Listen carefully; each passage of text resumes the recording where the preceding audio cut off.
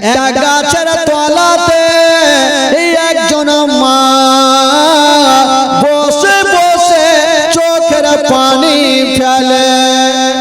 যে মেয়েটা বসেছিল গো ওই মেয়েটার নাম কি কিতাব লেখক লিখছেন, যে মেয়েটা গাছের তলাতে বসেছিল ওই মেয়েটার নাম হইল মাইমুনা কুটনি। কি নাম বললাম? খালাতের লোকের নাম হয় কি রাগিয়ে না খালা। তো কুটনি যারা হয় তাদের গিরহে ফের বুদ্ধিও হয়। তো মাইমুনা কুটনি গাছের তলাতে কাঁদছে। মারওয়ান জিজ্ঞেস করছেন, মা তুমি গাছের তলায় কাঁদছো কেন? মাইমুনা বলছেন, বাবা রে দেখছো সবারই পাকা পাকা বাড়ি আর আমার হইল টাটি বাড়ি। টাকা না থাকার কারণে আমি বাড়ি দিতে পারি না, তার জন্য এই গাছের তলাতে বসে বসে কান্দি। মারওয়ান ভাবলো এই মেয়েটার টাকার লোভ আছে, यार सारा जीवन कैच कैच लागाय আছে, কে আসছে কে যাইছে কিছু বুঝা যায় না। মারওয়ান ভাবলো এই মেয়েটার টাকার লোভ আছে, যদি কাজ করাতে হয় ইয়াকে দিয়ে করাতে হবে। তো মারওয়ান বলছেন, ও মা আচ্ছা বলো তুমি কি টাকাওয়ালি হতে চাও? বলে কেন রে বাবা, ফ্রিতে পাইলে ফের কে ছাড়বে? বলে মা গো যদি তুমি আমার একটা কাজ করে দাও তবে প্রচুর টাকা তোমাকে দিব। দেখেন ইয়াজিদ দিবে টাকা মারওয়ানকে, আর মারওয়ান ফের একটা ফিট করছে লোককে। বলছে মা গো তোমাকে টাকা দিব, একটা কাজ করতে হবে। কি কাজ? বলছে না মা গো তোমাকে এত টাকা দিব মা, সারা জীবন বসে বসে খাবে, তোমার টাকা শেষ হবে না। বললো কাজ কি?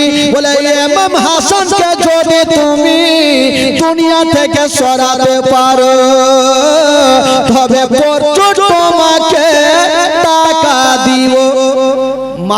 মাইমুনা বলছে তোমার মাথা খারাপ, ইমাম হাসানকে গোটা মদিনার মানুষেরা এত ভালোবাসে আর আমি ইমাম হাসানকে মারবো? নওজওয়ানদের সর্দার যে ইমাম হাসান, আমি বাবা মারতে পারবো না। তোমার টাকার আমার দরকারও নাই, তোমার কাজ করার দরকার নেই। মারওয়ান বলছে মা গো একটা রাত সময় দিলাম, বাড়িতে যাওয়ার ভাবনা চিন্তা করো, যদি তোমার ইচ্ছা লাগে টাকাওয়ালি হবো কালকে সকালে দেখা করো। ঠিক আছে বাবা। মাইমুনা বাড়ি চলে গেছে, বিছানায় শুয়ে আছে মা আর চিন্তা করছেন আল্লাহ যদি কোনো মতে ইমাম হাসানকে মেরে দিতে পারি তবে প্রচুর টাকার মালিক আমি হব। যাই হোক না কেন আমি ইমাম হাসানকে মেরে দিব। মাইমুনার ডিসিশন হয়ে গেল ইমাম হাসানকে আমি মারবো। সকাল বেলাতে আবার ওই গাছের তলাতে গিয়ে হাজির। মারওয়ান গেল, মা তোমার ডিসিশন কি? বলছে বেটা আমি ডিসিশন নিয়েছি ইমাম হাসানকে মারবো। বলছে ঠিক আছে যাও তুমি ইমাম হাসানকে মারার জন্য এবার তুমি রাস্তা খুঁজে বের করো।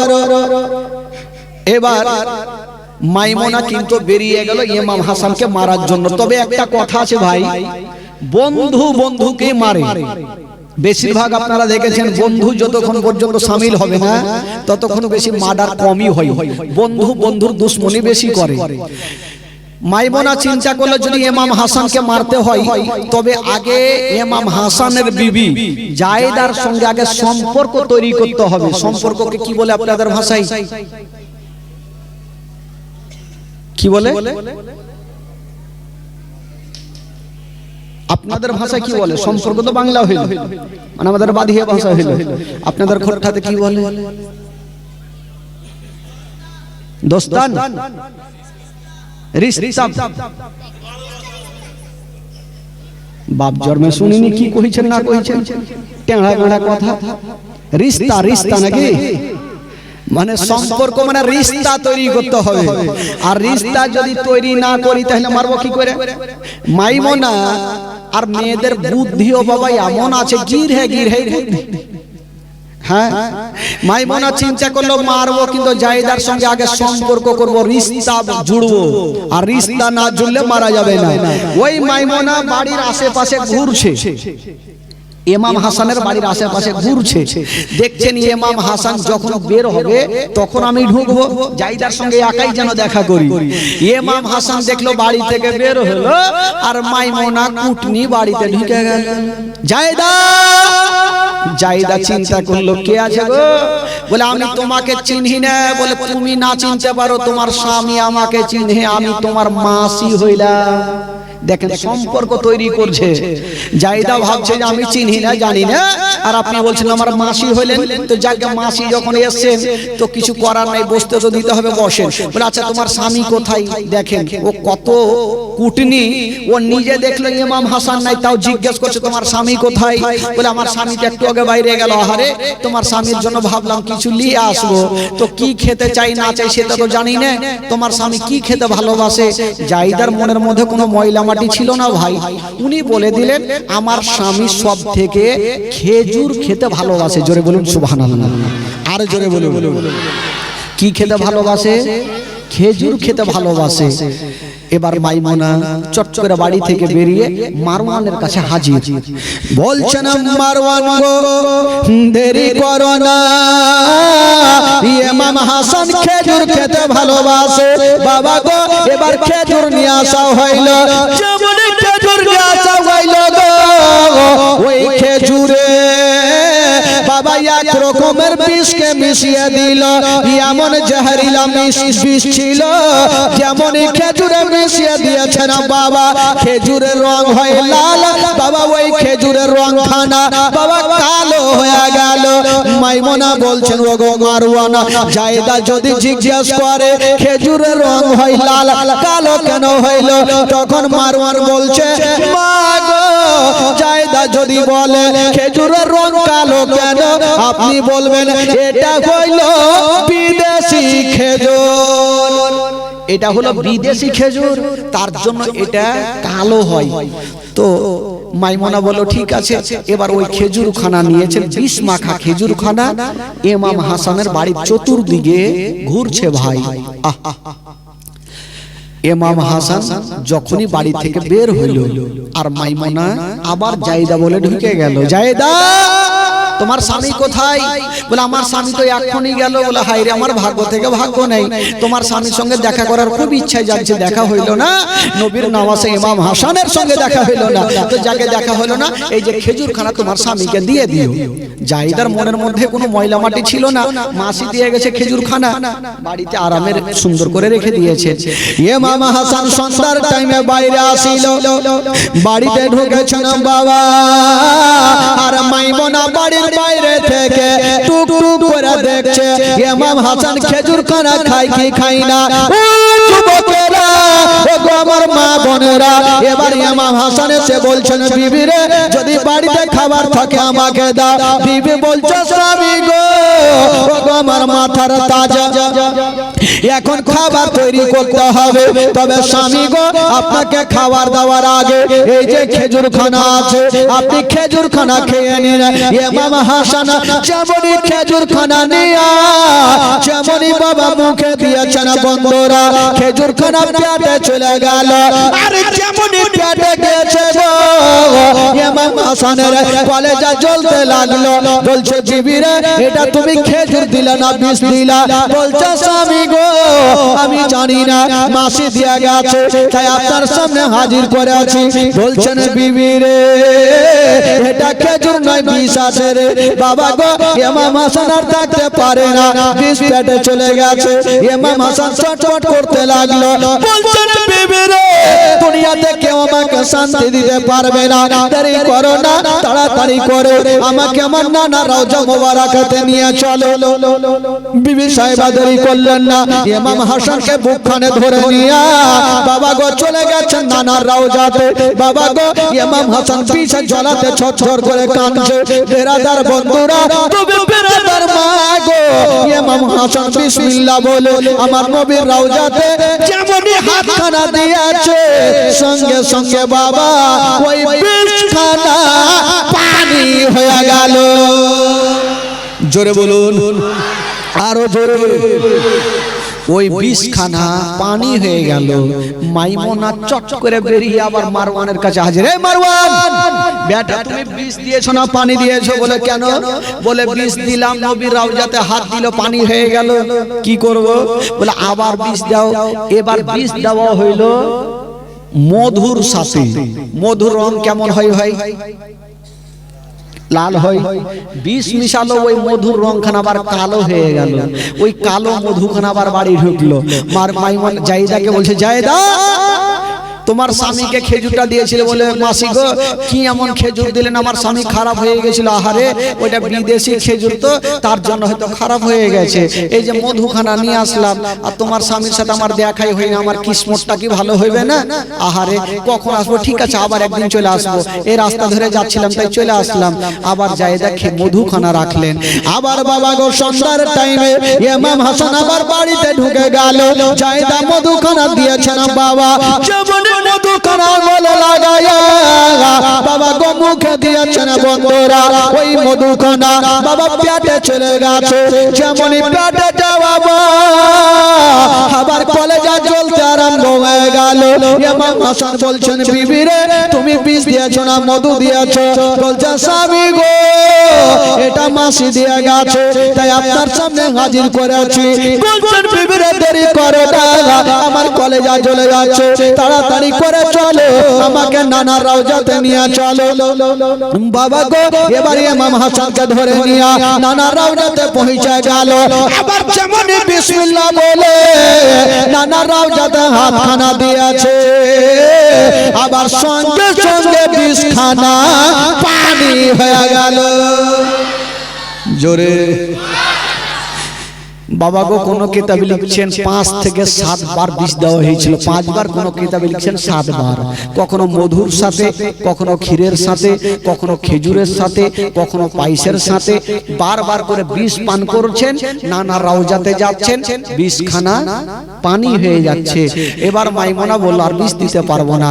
তবে বাবা গো লাস্টের সময় একটা বিষ দিয়েছিল, যে বিষটা খাওয়ার পর ইমাম হাসান নানা রওজা মোবারক পর্যন্ত যেতে পারেনি, দুনিয়া থেকে বিদায় নিয়েছিল। ভাই আচ্ছা বলুন তো, যে বিষটা খাওয়ার পর ইমাম হাসান দুনিয়া ছেড়েছে, সে বিষটার নাম কি ভাই? বলেন। মহরম তো খুব খেলছে। যে বিষটা পান করার পর নবী কি বলে ইমাম হাসান নানা রওজাতে যেতে পারেনি, সে বিষটার নাম জানা আছে ভাই? জানা নেই? বলে দেব? বলতে তো হবে, জীবনী করতে এসে বলতে হবে। তবে একটু আপনাদের পরীক্ষা তো নিচ্ছি, যে যদি কাউরি মনে থাকে যে বিষটা এমনই বিষ দেওয়া হয়েছিল যে বিষটা খাওয়ার পর ইমাম হাসান উঠে পর্যন্ত দাঁড়াতে পারেনি, সেই জায়গাতে ইন্তিকাল করেছিলেন। সে বিষটার নাম হইল হীরক চূর্ণ জহর, হীরার গুঁড়া। আপনারা দেখবেন আপনাদের এলাকায় কাঁচের দোকান আছে, কাঁচের দোকান আছে, কাঁচের দোকানে দেখবেন ওই কাঁচগুলাকে কোনো আড়িতে ফাড়া হয়, কোনো হ্যাকশোতে কাটা হয় না, একটা রুলের মতন পেন্সিল থাকে, আর এইভাবে টেনে দেয়, কাঁচ পর্যন্ত ফেড়ে যায়। ওই পেন্সিলের আগালে হীরা লাগা আছে, দেখবেন পেন্সিলটার আগালে হীরা লাগা থাকে। ওই হীরা যদি কাঁচ পর্যন্ত ফেড়ে দেয়, তো হীরা যদি পেটে যায়, তবে বলুন তো অবস্থা কি হবে? এ বেরাদার, এই ঘটনা যখন বইয়ে পড়েছিলাম নিজের চোখের পানি ধরে রাখতে পারিনি ভাই। আজকে ঝরঝর করে এই ঘটনা শুনেন আর চোখের পানি ফেলেন। যুবক বন্ধুরা, ইমাম হাসান কেমন করে তাকে কে বিষ দিয়েছিল, এক্ষুনি ঘটনাটা আপনি শুনতে পাবেন ভাই। তবে আসুন একবার দূরে পাক পড়ুন, আর যারা আছেন ভাই একটু ফাঁকা জায়গাটা একটু চলে আসেন তো ভাই, ঘটনাটা একটু খুব সুন্দর লাগবে শুনতে। ও ভাই একটু চলে আসেন না ভাই, সামনে জায়গাটা আসেন না, শোনা চলে আসেন। শোনা আমার, যারা মনে করছেন যাব তারা চলে যাবেন, যারা মনে করছেন এই ঘটনাটা শুনবো একটু মন দিয়ে শুনবেন, যারা মনে করছেন যে আমি শুনবো না বাড়ি যাব, কোনো মানা নাই ভাই।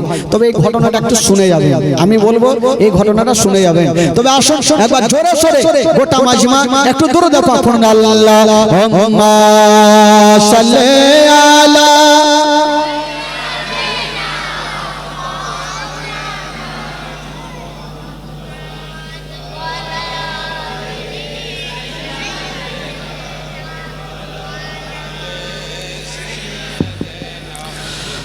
মাওলানা মুহাম্মদ আল্লাহুম্মা সাল্লি আলা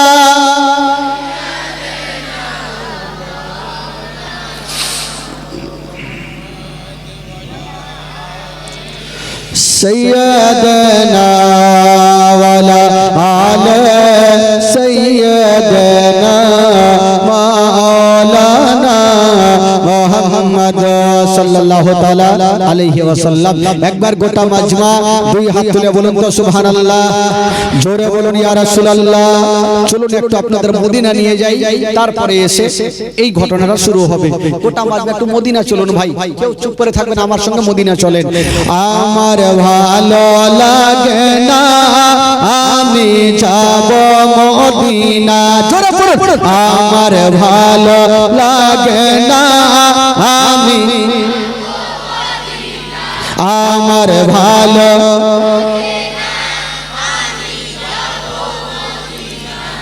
আপনার আগে বাড়ি থেকে বিবির সঙ্গে মায়ের পিট করে এসে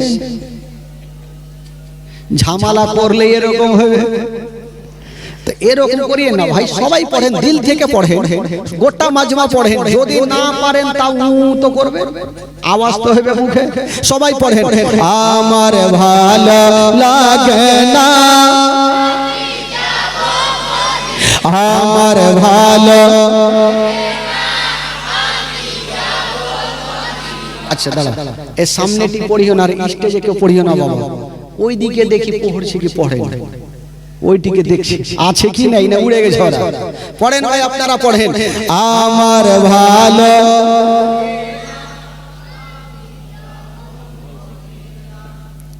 পড়ুন পড়ুন পড়ুন, আমার ভালো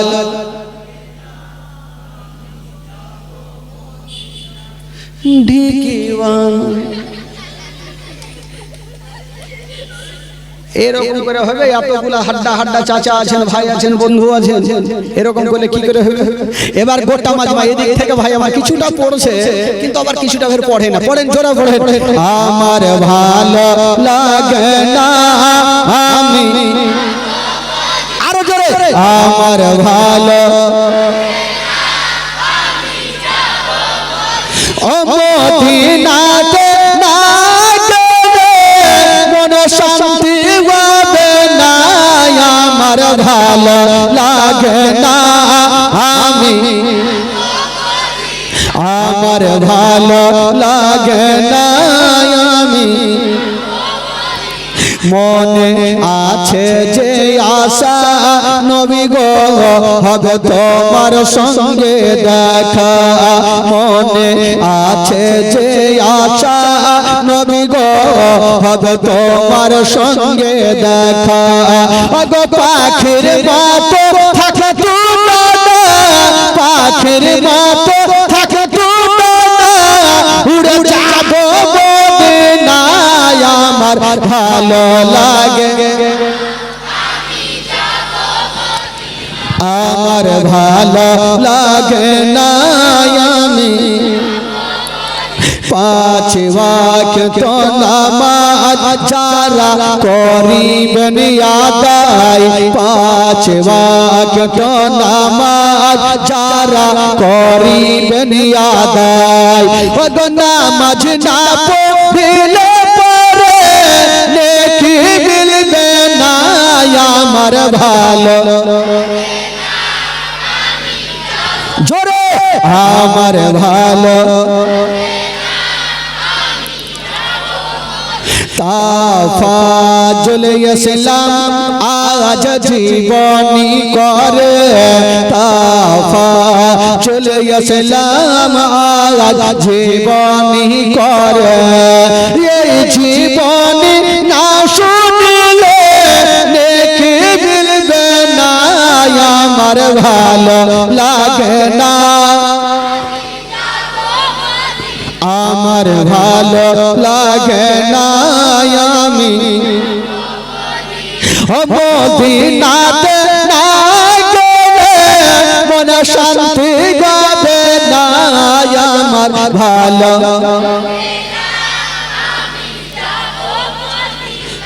জোরে বলুন সুবহানাল্লাহ। আরো জোরে বলুন আহলে বাইতের মহব্বতে একটু দুই হাত তুলে বলুন সুবহানাল্লাহ। বাবা গো, জান্নাতি নওজওয়ানদের সরদার ইমাম হাসান দুনিয়া থেকে বিদায় নিচ্ছেন। ভাই একটু মন দিয়ে শুনবেন। এই বাবা বস, চুপচাপ বস। তবে ভাই একটা কথা বলেন, একটা লোককে যদি 5 থেকে 7 বার বিষ দেওয়া হয়, বলুন তো তার ভিতরটা ঠিক থাকবে ভাই? কখনো ঠিক থাকবে না। অসুস্থ হয়ে বিছানাতে ইমাম হাসান পড়ে গেছে।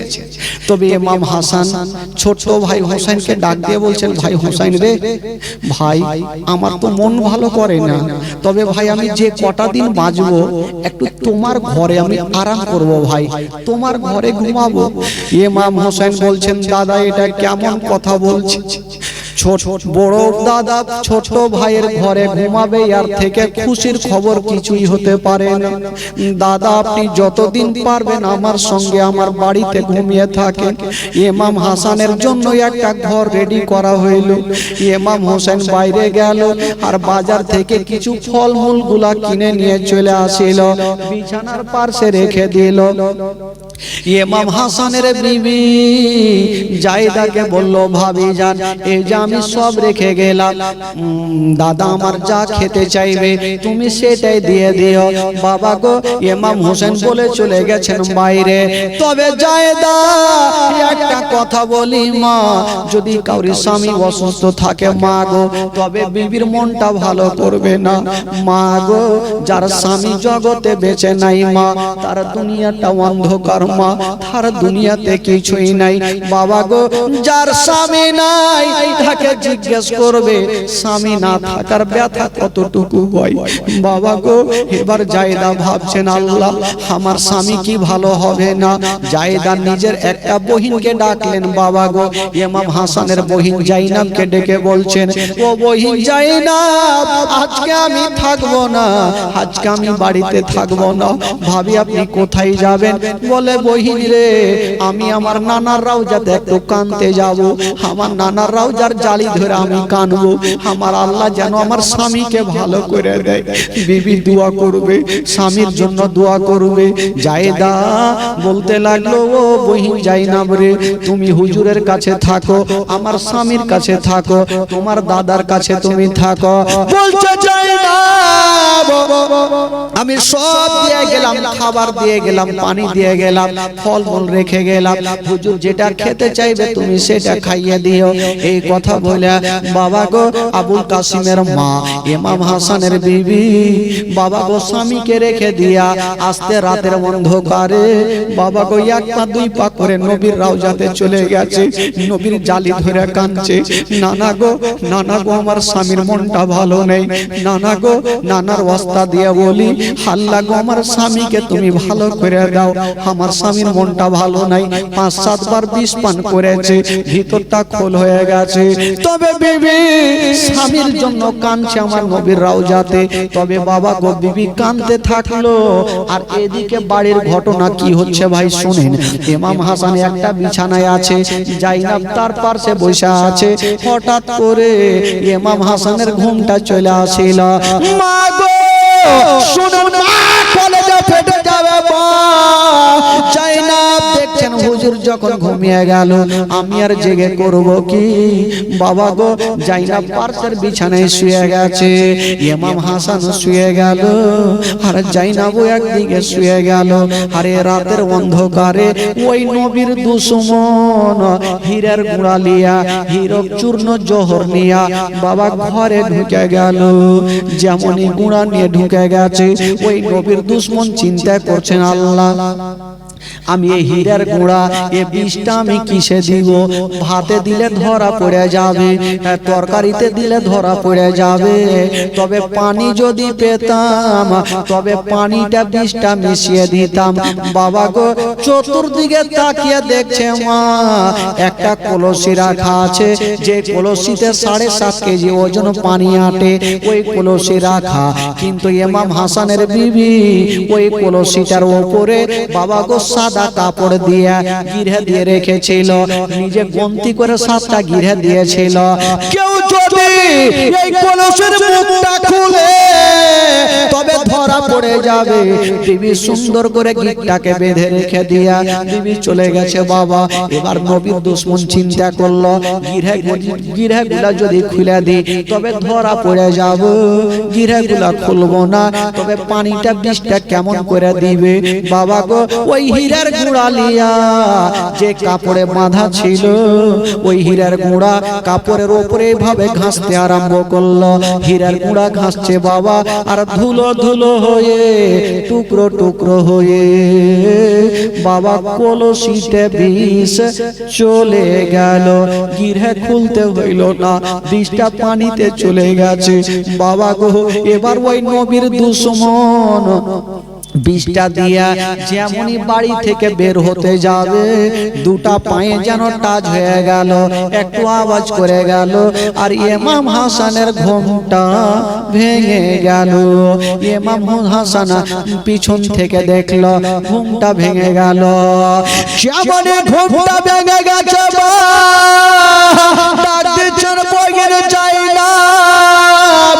তাড়াতাড়ি তুমি উঠে যাও রে বহিন, তুমি উঠে যাও। চাইনাব উঠে গেল, হুজুর আপনার ঘুমটা ভেঙে গেল। জাইনাব দেখছেন ইমাম হাসান যখন ঘুমিয়ে উঠেছে ইমাম হাসানের সমস্ত চেহারা দিয়ে যেন ঘাম বের হচ্ছে। জাইনাব বলছেন হুজুর গো আপনি বলেন আপনার ঘাম কেন বের হচ্ছে বলেন। বলছে জাইনাব রে তুমিও ঘুমিয়ে গেছিলে আমিও ঘুমিয়ে গেছিলাম, আর ঘুমের চোর ঘুমের ভরে একটা আমি স্বপ্ন দেখলাম। বলছে কি স্বপ্ন ভাইজান? বলছে ও বহিন জাইনাব আমি স্বপ্নের কথাটা পরে বলবো, তবে আমি যে স্বপ্নটা দেখেছি আমার ভিতরটা শুকিয়ে গেছে, আমার হুলকুমটা শুকিয়ে গেছে। বিবিরে যদি পারো তবে এক পিয়ালা আমাকে পানি দিয়া দাও। বাবা গো ওই বহিন জাইনাব চতুর্দিকে তাকিয়ে দেখছে কলসিতে পানি রাখা। এবার জাইনাব বলছেন হুজুর আপনি পানি চাইলেন আপনাকে পানি দেব, তবে আমাকে 5টা মিনিট সময় দাও। বলল কেন? বলে হুজুর আপনাকে কলসির পানি দেব, কিন্তু কলসির পানি হলো ঠান্ডা পানি, ঠান্ডা রাতের পানি। আমাকে 5টা মিনিট সময় দেন, আমি বাইরে যাব আর ঠান্ডা পানি আপনার জন্য টাটকা পানি নিয়ে আসিব, আপনাকে পানি দেব। বলল ঠিক আছে যাও। ইমাম হাসান খানতে থাকলো আর জাইনাব লোটা নিয়ে বাবা টাটকা পানি আনতে গেল। জাইনাব গেল গো, আর ওইদিকে ইমাম হাসানের বিবি নবীর রওজাতে কেঁদে কেঁদে দোয়া করে বাবা বাড়ি ঢুকে গেল। যেমনই ঢুকেছেন দেখছেন ইমাম হাসান কাঁদে। বলল স্বামী গো আপনি বিছানাতে কাঁদছেন কেন? বলছেন বিবি রে ওরে আবুল কাসিমের মা আমার হুলকুমটা শুকিয়ে গেছে, যদি পারো আমাকে এক পিয়ালা পানি দিয়া দাও। জায়দা বলছেন স্বামী গো আমি তো জাইনাবকে বসিয়ে রেখে গেলাম আর পানি রেখে গেলাম, আপনাকে পানি দেয়নি? বলল না উনি আমার জন্য টাটকা পানি আনতে গেছে। জায়দা ভাবছেন হায়রে পাগলি রে, আমি পানি রেখে গেলাম লোকটা পানি পানি করে জান ছাড়ছে আর উনি টাটকা পানি আনতে গেছে। স্বামী গো আপনি চিন্তা করবেন না, আপনাকে অল্প পানি আমি কলসি থেকে ঢেলে দিচ্ছি, আপনি শুধু একটু হুলকুমটা ভিজিয়ে নেন, তারপরে যখন জাইনাব পানি আনবে আপনি আশুধা করে পানি পান করবেন। বিবি জানে না যে পানি নেই, পানি বিষ হয়ে গেছে। বিবি সাহেবা একটা করে গিরাগুলা খুলছেন, দেখছেন 7টা গিরা বাঁধা। বিবির সন্দেহ হইল না, ভাবছেন আমি তো 7টা গিরে দিয়েছিলাম, গিরা তো কেউ খুলেনি, পানি ভালো আছে। বিবি সাহেবা সেখান থেকে এক পেয়ালা পানি স্বামীকে দিচ্ছেন। কে জানে স্বামীর ওই পানিটাই হবে শেষ জীবন। যেমন এক পেয়ালা পানি দিয়েছেন, স্বামী গো আপনি নিজের হুলকুমটা ভিজিয়ে নেন। ইমাম হাসান ওই পানি খানা নিয়া যেমনই বাবা গো মুখে দিয়েছে গলার ভিতর দিয়ে পেটে চলে গেছে। ইমাম হাসানের গলা পর্যন্ত জ্বলতে লাগলো। বলছেন বিবি রে, তুমি আমাকে পানি দিয়েছ না বিষ দিয়েছ? বলছে স্বামী গো, আমি আপনাকে পানি নিজের হাতে ঢেলে দিলাম, আমি বিষ দিই। বলছেন বিবি রে, এটা পানি নয়, এটা বিষ হয়ে গেছে। বিবি কাঁদতে লাগলো, হাওয়া করে আল্লাহ জানি না কোন এমন দুশ্মনে পানিতে বিষ মিশিয়ে দিয়েছে। বাবা গো, আবুল কাসিমের মা যেন ডুবরে ডুবরে কাঁদতে লাগলো। ইমাম হাসান আর দাঁড় হতে পারে না, একবার উঠে দাঁড়িয়েছে কিন্তু হঠাৎ করে যেন জমিনে পড়ে গেল। জাইনাব ওই দিক থেকে বহিন টাটকা পানি আনলো, এসে দেখছেন ইমাম হাসান যেন মাটিতে গড়াগড়ি দিচ্ছে না। বলছো না ভাবি কি হইলো, কেন কাঁদছে? বলে জাইনাব রে, তুমিও ঘুমিয়েছিলে আর তোমার হুজুরও ঘুমিয়েছিল। নবীর দুশমনে কলসিতে বিষ মিশিয়েছে। জাইনাব মাথায় হাত দিয়েছে, আল্লাহ আমি জানতে পারলাম না, আমি যদি জানতাম আমি বিছানায় পিঠটা পর্যন্ত ঠেকাতাম না। কে এমন বিষ দিয়ে দিল আমি ধরতে পারলাম না। বাবা গো, ইমাম হাসান বিষ পান করে যেন আর দাঁড়িয়ে থাকতে পারে না, জমিনে পড়ে যাচ্ছে। এবার বমি বমি ভাব করছে।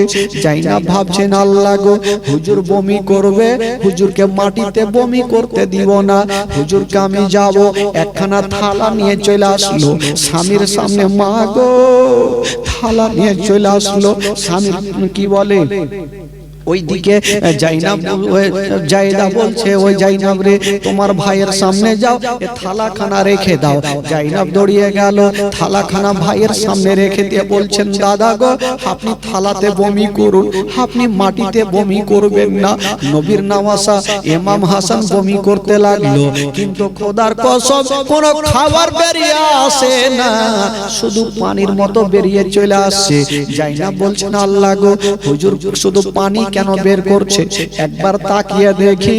যেমনই থালাটা কাছে করে দেখছে, বাবা থালাতে শুধু পানি নাই, ওই পানির সাথে সাথে কলেজার টুকরো টুকরো হয়ে পানিতে ভেসে আছে।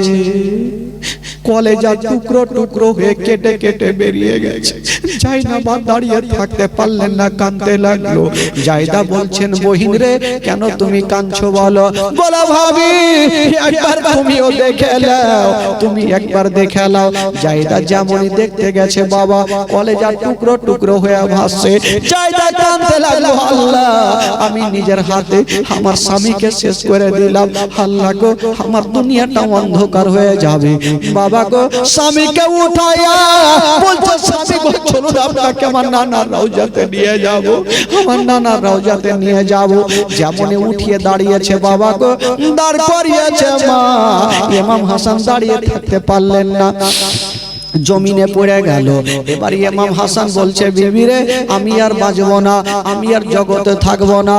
ও বিবি, দেরি করো না, দেরি করো না, আমার বেটা আবুল কাসিমকে ডাকো। আবুল কাসিমকে ডাকা হইল।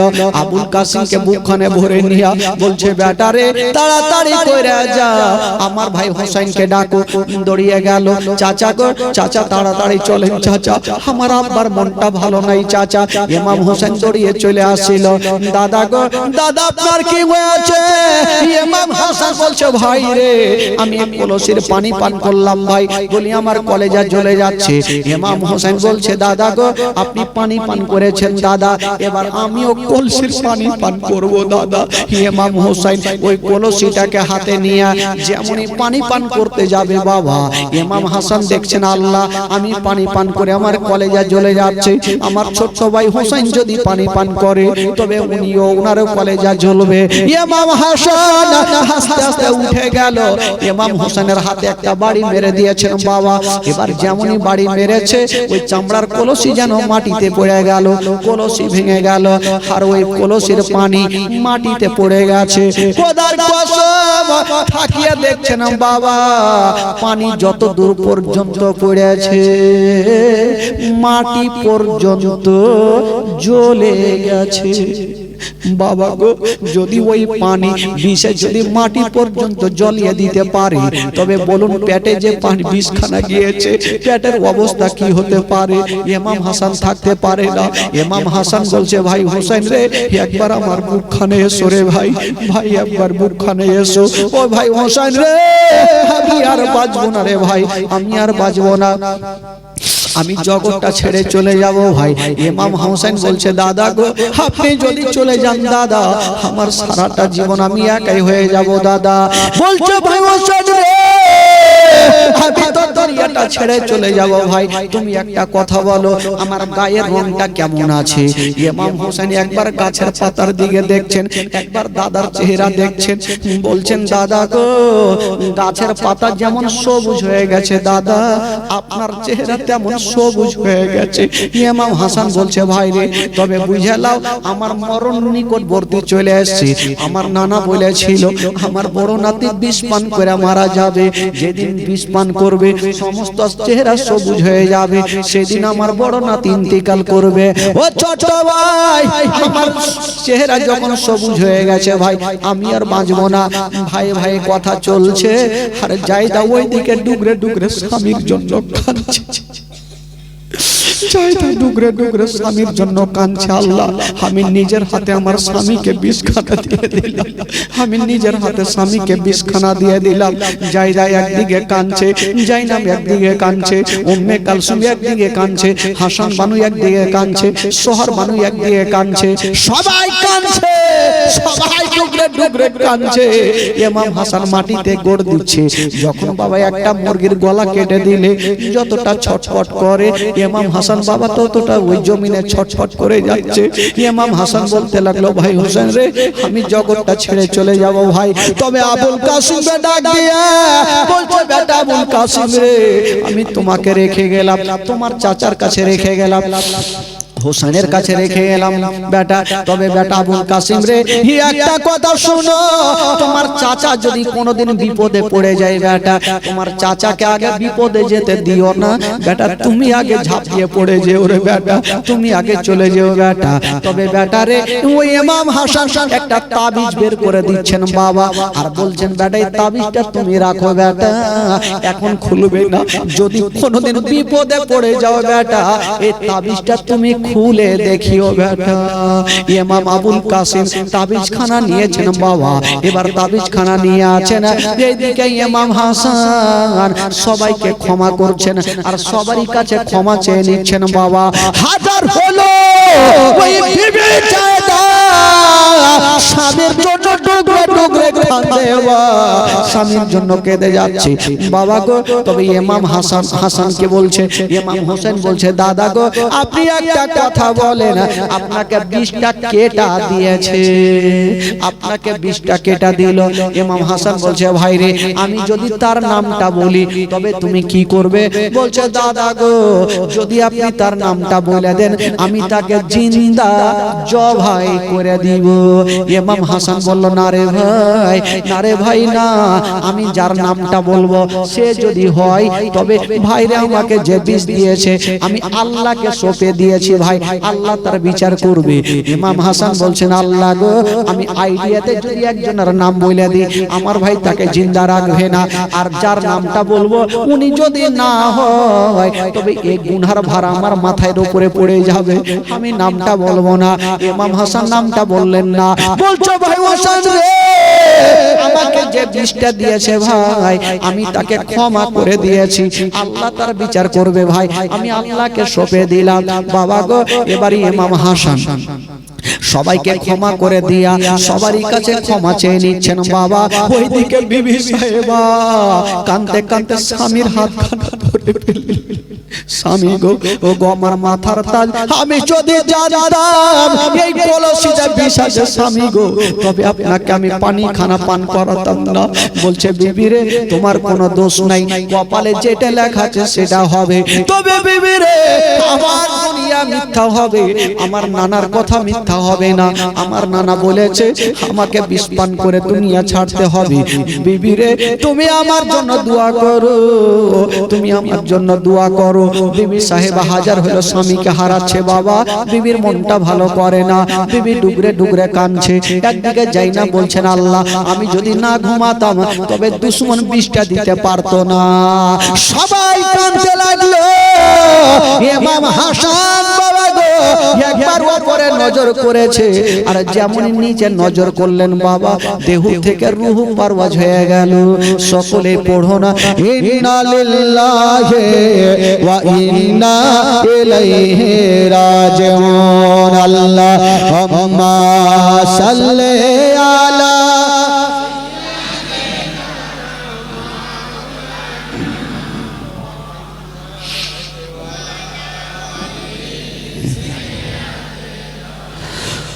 على سيدنا مولانا محمد اللهم صل على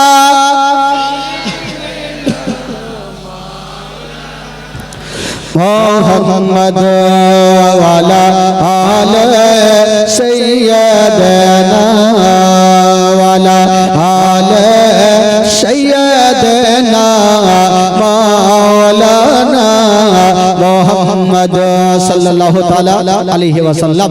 একবার গোটা মাজমা জোরে বলুন তো সুবহানাল্লাহ, আরো জোরে বলুন। ছেড়ে দেব নাকি ভাই, বিরক্ত হচ্ছেন? বলবো তবে সামনে ফাঁকা কেনে, সামনে ফাঁকা পিছনটা ঢাকা। চলে আসেন এখানে পূর্ণ করে নাও। চাচা ইধর आ जाओ, আগো আগো আগো আত্মনি কর আগো आओ। হ্যাঁ এত লোক ঘর যা যা। হ্যাঁ বসেন চুপচাপ। বেরাদার বন্ধুগণ, হ্যাঁ এবারে একবার গোটা মাজমা হাত তুলে বলুন সুবহানাল্লাহ, জোরে বলুন ইয়া রাসূলুল্লাহ। মাশাআল্লাহ, একটু টাটকা হয়ে থাকবে তাহলে ভালো লাগবে। আর বক্তার সামনে এরকম মাহাল থাকলে এমনি বলতে ইচ্ছা করবে। 2.5 ঘন্টা হয়ে গেল, 2.5 ঘন্টা পার, 3 ঘন্টা তো বলতেই হবে। আগে 5 ঘন্টা, হ্যাঁ 5 ঘন্টা, চিন্তা নাই বলে বলে চুপচাপ বসেন। 5 কেনা 6 ঘন্টাও বলবো। হ্যাঁ লাস্টে ফিরে আজকে জিকির করব, জিকির বাকি আছে, লাস্টের সময় জিকির হবে আজকে। হ্যাঁ মাশাআল্লাহ, আপনার জিকির হয়তো কোনোদিন করেননি, আজকে করব ইনশাআল্লাহ। হ্যাঁ আজকে জিকির করব আর সবাইকে নিয়ে করাবো, চিন্তা নেই মাশাআল্লাহ। তাহলে একটু আমার সঙ্গে একবার গোটা মাজমা পড়ুন, গোটা মাজমা বলুন। মুসিবত না পাই যদি, মুসিবত না পাই যদি করোনা তোমার কবরে হাসরে কি হবে আমার, কবরে হাসরে। জোরে বলুন সুবহানাল্লাহ। আগে আমাকে শব্দ টাটকা হয়ে আছে ভাই। হ্যাঁ মনে ঘুম লাগে না। গোটা মাজমা পড়বেন।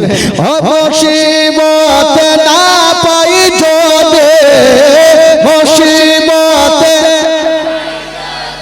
করোনা তোমার কবরে হাসরে কি হবে আমার, কবরে হাসরে আছে ডুবে যাবে পাপের সাগরে, না জানি কি হবে ও পারে হাসরে। আছে ডুবে যাবে পাপের সাগরে, না জানি কি হবে ও পারে হাসরে। তোমারে সুপারিশ বিনে, তোমারে সুপারিশ বিনে কেমন হব পার, কবরে হাসরে। জোরে হবে, কবরে হাসরে কি হবে। মুসিবত না পাই যদি,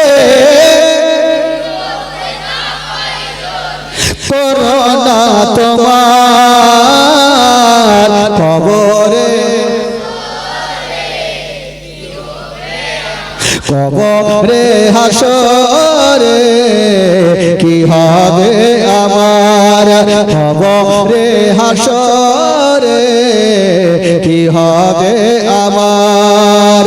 তুমি তো দিয়েছ দেখিয়ে আলোর পথ, বলেছ পথে মিলবে রহমত, কেন যে ভুল পথে আমি, কেন যে ভুল পথে আমি করলাম জীবন পার।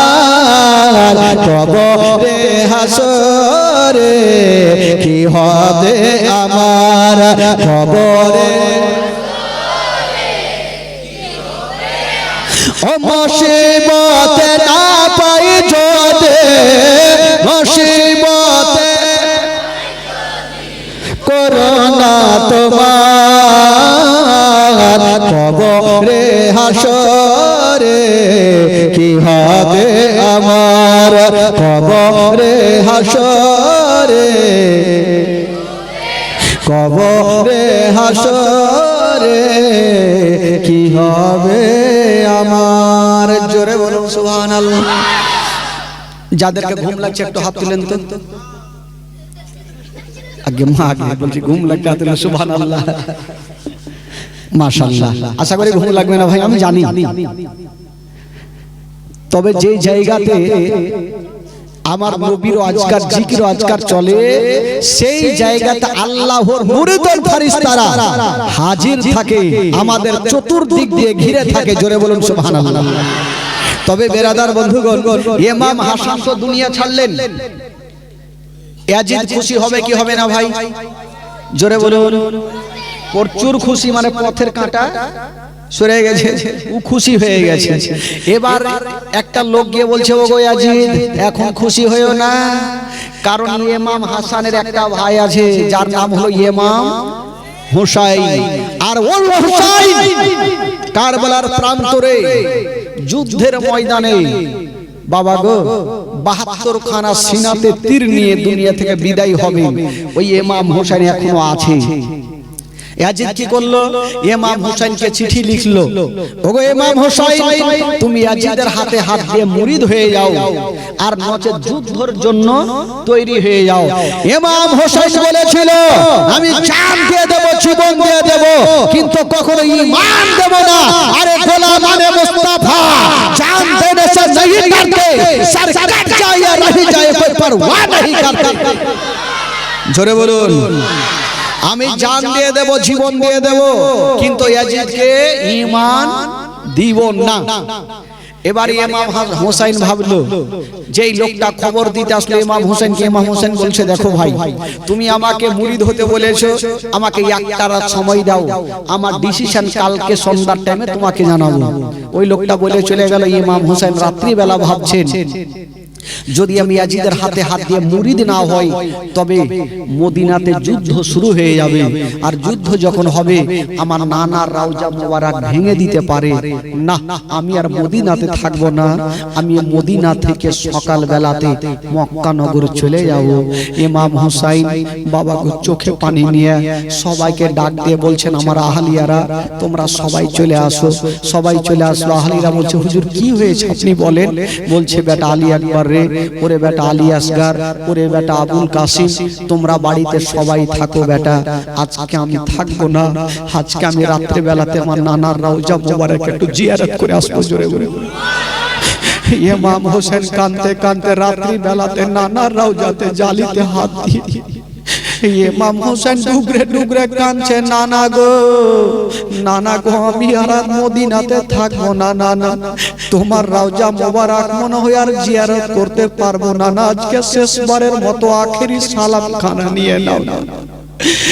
জান্নাতি নওজওয়ানদের সরদার ইমাম হোসেন রাত্রি বেলাতে নবীর রওজা মোবারকাতে হাত দিয়ে ডুগরে ডুগরে কাঁদছে, আর বলছে, নানা গো, নানা গো, আপনি এসেছিলেন মক্কা থেকে মদিনা, আর আমি যাব গো নানা মদিনা থেকে মক্কা। আপনি এসেছিলেন নানা আবু জেহেলের অত্যাচারে, আর আমি যাব গো নানা ইয়াজিদের অত্যাচারে। আপনি এসেছিলেন আমার বাবা আলীকে সাথে করে নিয়ে, আর আমি যাব গো নানা আমার 22 বছরের বেটা জয়নাল আবেদিনকে নিয়ে। ইমাম হাসান নানার রওজা জিয়ারত করলেন, মার কবরখানা জিয়ারত করলেন, মাকে সালাম করছেন আর বলছেন, মা মা গো, আমি আপনার ছেলে ইমাম হোসেন, মা আমি দাদাকে হারিয়ে দিলাম, মা আমি একাই হয়ে গেলাম, মা আমাকে খুশি মনে তোমরা সবাই বিদায় দাও। ইমাম হোসেন মার কবরে জিয়ারত করে সেখান থেকে বাবা গো বাড়ি যাচ্ছেন। এবার আলী আকবরকে বলছে, বেটা আলী আকবর যাও রে বেটা যাও, একবার মদিনার মসজিদে আজান দিয়ে দাও বেটা, আমরা ফজরের নামাজ পড়ে বেটা আমরা রওনা দিয়ে দিব। আলী আকবর মদিনার মসজিদে আজান দিচ্ছেন, ফজরের আজান।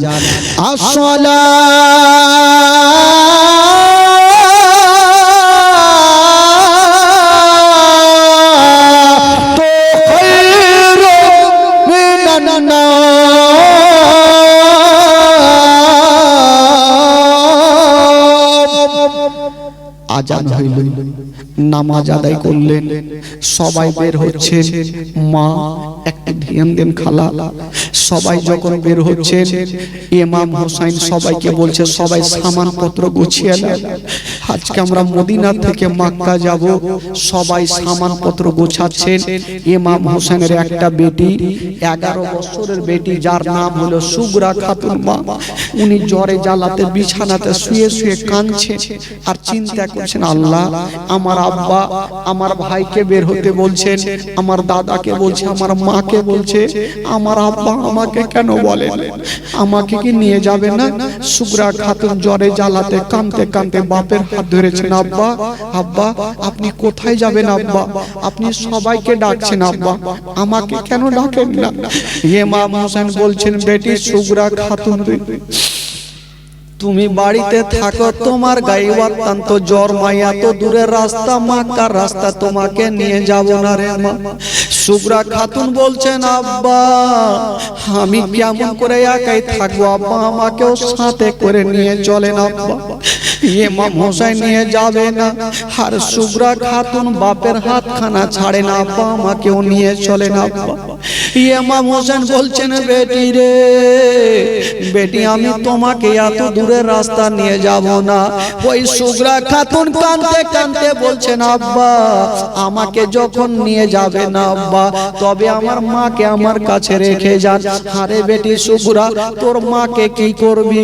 বলছেন, আব্বা গো, আমার মা যদি আমার কাছে থাকে, আমার মা আমার কপালে একটু কাপড় ভিজে আমার কপালে লাগাবে, আমার জ্বরটা ভালো হয়ে যাবে, আমার মাকে আমার কাছে রেখে জানা।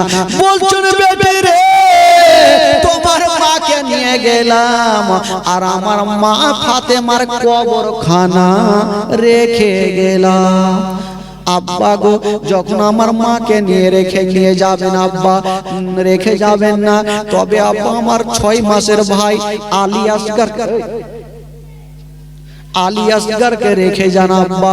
আরে বেটি তুই আলী আসগরকে কি করবি রে মা?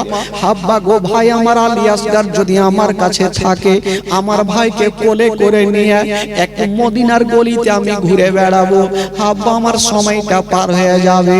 ইমাম হোসেন বলছেন, বেটি রে আমি আলী আসগরকে নিয়ে গেলাম, আর আমার ভাই মহসিনের কবরখানা রেখে গেলাম। আব্বা আমার ভাই আলী আসগরকে নিয়ে রেখে যাবেন না আব্বা? ঠিক আছে আব্বা নিয়ে যান, কিন্তু আমার বহিন সাকিনাকে রেখে যান, আমার 7 বছরের বহিনটাকে রেখে যান, একটু বহিনের সঙ্গে গল্প করে সময়টা পার করব আব্বা। বলছে, না রে মান্না, আমি সাকিনাকে নিয়ে গেলাম, আর আমার বহিন রোকাইয়ার কবরখানা রেখে গেলাম। একটা একটা করে উত্তর দিয়ে দিলেন বাবা। এবার সুগরা খাতুন দেখছেন আমার আব্বা নিয়ে যাবে না, উনি বিছানাতে জ্বরে জ্বালাতে গুম করে পড়ে গেল। সুগরা খাতুন কাঁদতে থাকলো। সবাই বেরিয়ে গেছে, সবাই রেডি হয়ে গেছে, 72 জন কাফেলা যাওয়ার জন্য রেডি হয়ে গেল। একটু দূর আগিয়ে গেছেন, সুগরা খাতুন দেখছেন রাগ করে থাকলে চলবে না। সুগরা খাতুন উঠে গেল আর পিছন থেকে একবার মা বলে ডেকে নিল। যেমনই মা বলে ডেকেছে, ইমাম হোসেনের বিবি দাঁড়িয়ে গেল। ইমাম হোসেন বলছে, বিবি চলো। কেন তুমি দাঁড়িয়ে গেলে? ইমাম হোসেনের বিবি বলে, স্বামী গো, আমি তো যাচ্ছিলাম, আমি কোনো কথা বলিনি। যখন আমার বেটি সুগরা খাতুন আমাকে পিছন থেকে মা বলে ডেকেছে, মনে হচ্ছে আমার কলেজাতে ধাক্কা লেগে গেছে। স্বামী গো, আমি চলে যাব স্বামী গো, তবে আমাকে 5টা মিনিট সময় দাও, আমি যাব আর আমার বেটিকে বুকখানে একবার জড়িয়ে সান্ত্বনা দেব। সুগরাকে রেখে বাবা গো বলছে, বিবি রে তুমি যাচ্ছ যাও, তবে সুগরার দয়াতে ময়াতে তুমি থাকিও না। বলছে, স্বামী গো আমি কথা দিলাম, আমার বেটিকে একবার বুকখানে সান্ত্বনা দিয়ে আমি চলে আসবো, আমি থাকবো না স্বামী গো। বললো ঠিক আছে যাও। বাবা গো ওই ইমাম হোসেনের বিবি দৌড় দিয়ে চলে আসিল আর সুগরা খাতুনকে টেনে বুকখানে লাগিয়েছে। বলছেন, বেটি রে তুমি পিছন থেকে মা কেন বলেছো? সুগরা খাতুন যারে যার হয়ে কাঁদছে।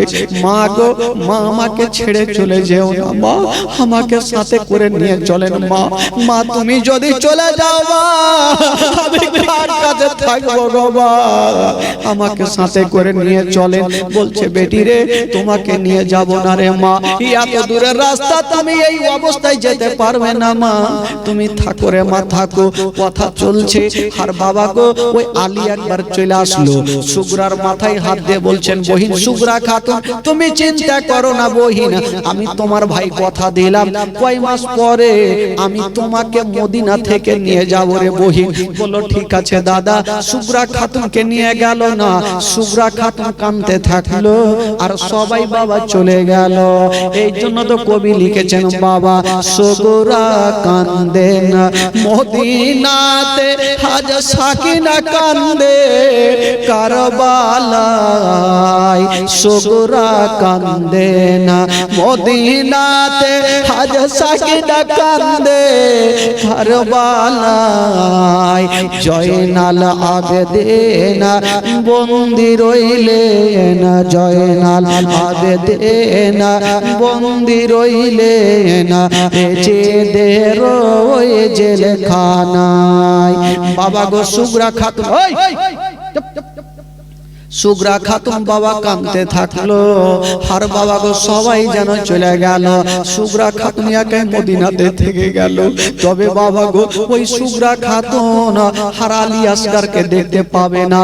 সাক্ষী বলে জয়নাল আবেদিনকে দেখবে, তবে বাবা গো সুগরা খাতুন আলী আকবরকে দেখতে পাবে না, আওনা মোহাম্মদকে দেখতে পাবে না, বাবাকে দেখতে পাবে না। সবাই যেন সারা জীবনের মতো চলে গেল। সুগরা খাতুন কাঁদতে কাঁদতে বাবা গো জ্বরে জ্বালাতে বিছানাতে পড়ে গেলে ডুবরে ডুবরে কাঁদতে লাগলো। ইমাম হোসেন দূর থেকে বলছে, না বেটি রে আমি তোমাকে রেখে গেলাম, তুমি চোখের পানি ফেলিও না। হাজার হলো বেটিকে, ছোট বেটিকে রেখে যদি কেউ আত্মীয় স্বজনের বাড়ি যান আর ওই বেটিকে যদি না নিয়ে যান, তবে বলুন তো ওই বেটিটা কেমন করে থাকবে, কত না কাঁদবে। বাবা গো কেউ রেখে যাবে না, কিন্তু ধ্যান দেন বাবা একে বলে জীবনী। সুগরা খাতুনকে রেখে চলে গেলেন বাবা গো 72 জন কাফেলাকে নিয়ে। ইমাম হোসেন যেন বাবা মক্কা নগর পৌঁছে গেল। জোরে বলুন, আরো জোরে বলুন, মক্কা নগর পৌঁছে গেল। বাবা গো সুগরা খাতুন থাক, তার ঘটনাটা আবার পরে আসবে, কালকে আসবে।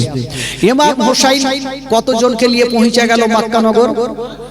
কতজনকে নিয়ে 72 জনকে নিয়ে মক্কা নগর পৌঁছে গেল। বাবা গো যেমনই পৌঁছে যাওয়া ওই মক্কা নগরের মানুষেরা নবীর প্রেম ভালোবাসা যাদের দিলের মধ্যে ছিল তারা জানলো নবীর নামাসা ইমাম হোসেন চলে আসলো, তাকে সবাই সম্মান জানালো, ভালোবাসতে লাগলো। তারা এটাই জানতো ইমাম হোসেনকে মহব্বত করা মানে নবী পাককে ভালোবাসা। জোরে বলুন, ইমাম হোসেনকে ভালোবাসা মানে নবী পাককে ভালোবাসা। সবাইকে ইমাম হোসেনকে ভালোবাসতে লাগলো, শ্রদ্ধা জানাতে লাগলো।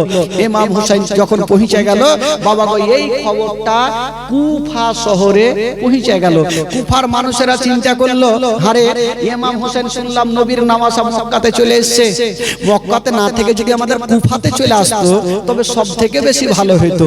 বাবা গো ইমাম হোসেন কুফা শহর যাবে, কিন্তু তার আগে কুফার মানুষেরা চিঠি লিখলো ইমাম হোসেনকে। কি লিখেছেন?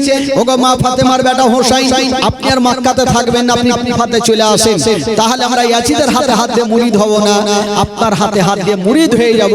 এখন করে করে 150 খানা চিঠি লিখেছেন। কয়খানা বাবা? জোরে বলুন কয়খানা?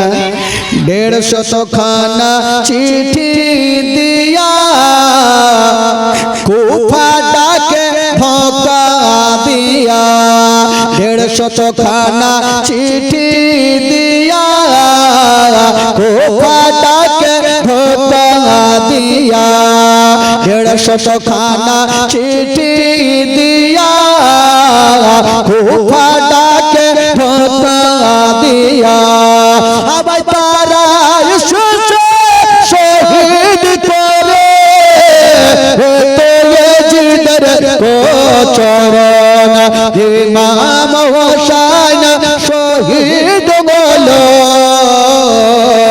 নানার উম্মতের কারণ নীল আকাশ আজ লাল হইল, নানার রক্তেরি বরণ। 150 খানা চিঠি দিয়া কুফা ডাকে ধোকা দিয়া। জোরে বলুন, আরো জোরে। 150 খানা চিঠি দিয়া কুফা ডাকে ধোকা দিয়া।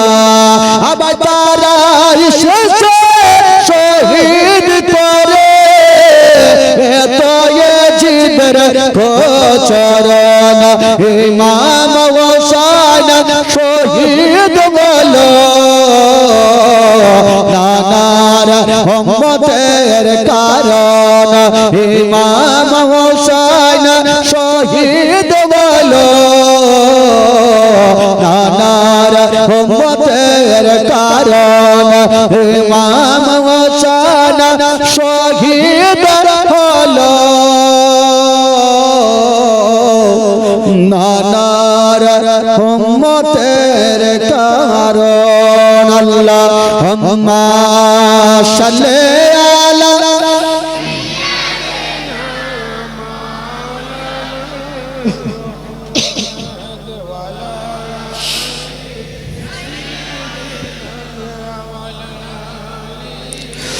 सैयदना मौलाना मोहम्मद सल्लल्लाहु ताला अलैहि वसल्लम।